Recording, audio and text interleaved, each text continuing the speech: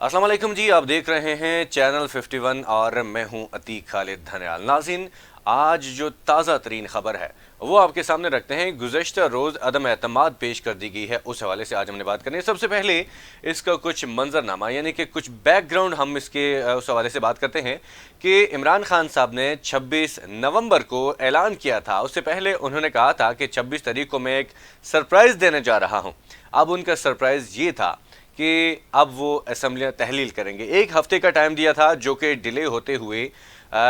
17 तारीख को उन्होंने कहा था कि हमने ऐलान करना है कि कब हमने असम्बलियाँ तहलील करनी है,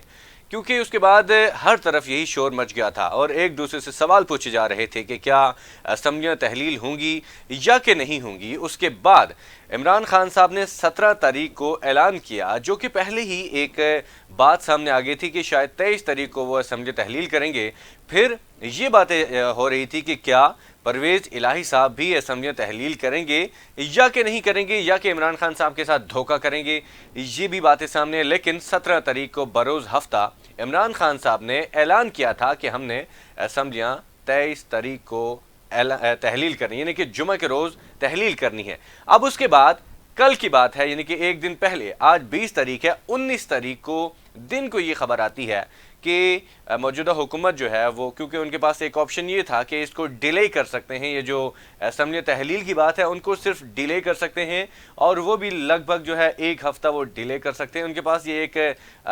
था, एक मार्जिन था कि वो इस चीज़ को इस्तेमाल करें। वो ये था कि उन्होंने अदम एतमाद पेश करना थी, वो वज़ीर आला के ख़िलाफ़ अदम एतमाद पेश करके एतमाद का वोट लेने के लिए कहना था, जो कि दिन को ये खबर जो अंदर से आ रही थी कि अदम एतमाद नहीं पेश करेंगे, जो कि आपने देखा कि रात को 9:35 पर जो अपोजिशन थी वो पंजाब असम्बली के बाहर पहुंच गए और वहां पर जाके उन्होंने अदम एतमाद पेश की है वज़ीर आला पंजाब यानी कि चौधरी परवेज़ इलाही के हवाले से। नाज़रीन, इसी हवाले से आज हमने बात करनी है कि उस जो अदम एतमाद जो है उसके बाद अब जो सूरत हाल क्या है, और जो अदम एतमाद पेश की, फिर गवर्नर ने समरी भेजी और उस समरी में क्या क्या चीज़ें मेंशन की कि किस की बुनियाद पर आप जो है अदम एतमाद जो है उसके वोट लें, वो सारी चीज़ें मैंने आपके सामने शेयर करनी है। सबसे पहले ये आपको बताते चले कि गुज़श्ता रोज़ रात 9:35 पर अचानक पंजाब असम्बली की अपोजिशन जमातें मुस्लिम लीग नून और पाकिस्तान पीपल्स पार्टी ने वज़ीर आला पंजाब परवेज़ इलाही, स्पीकर पंजाब असम्बली सिब्तैन खान और डिप्टी स्पीकर पंजाब असम्बली वासी क़यूम के ख़िलाफ़ तहरीक अदम एतमाद जमा कराई थी, जो कि आपको बताएं कि रात को ये जब 9:35 थे, जब किसी को भी ये ख्याल नहीं था कि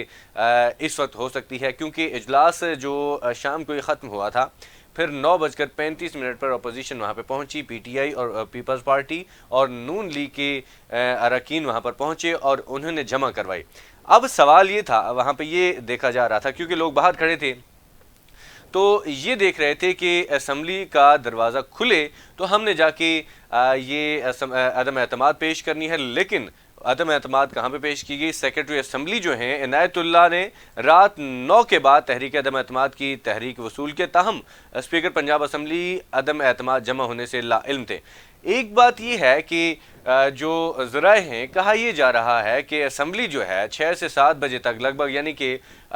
मगरिब के टाइम वहाँ पे बंद हो जाती है, लोग चले जाते हैं। लेकिन अब ये सवाल उठाया जा रहा है कि अगर मगरिब के बाद लोग चले जाते हैं, उस वक्त लोग चले जाते हैं, तो ये जो वहाँ पे मौजूद थे, यहाँ पे सेक्रेटरी असम्बली जो हैं इनायतुल्लाह साहब, वो वहाँ पे क्या कर रहे थे। लेकिन बाद में कुछ ये बातें आई कि जो सेक्रेटरी असम्बली हैं इनायतुल्लाह साहब, वो रात देर तक वहाँ पे बैठे रहते हैं, काम करते हैं। लेकिन जो मौजूदा हुकूमत है, इसकी जो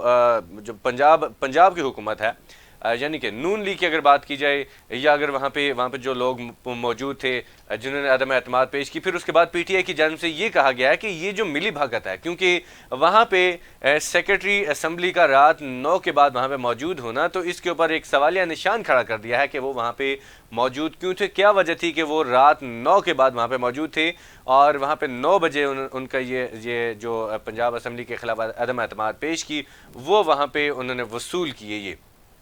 اچھا، اس کے علاوہ ہم نے ابھی یہاں پہ بات کرنی ہے کہ یہ جو نمبرز کی بات ہوتی ہے، کیونکہ گورنر نے بھی ایک سمری بھیج دی ہے وزیر اعلیٰ کو کہ آپ کیونکہ عدم اعتماد آ چکی ہے، اب آپ اعتماد کا ووٹ لیں، کیونکہ اعتماد کا ووٹ لیں گے تو ظاہر سی بات ہے 186 ووٹ پورے کرنے پڑیں گے، جو کہ موجودہ حکومت جو وفاقی حکومت ہے،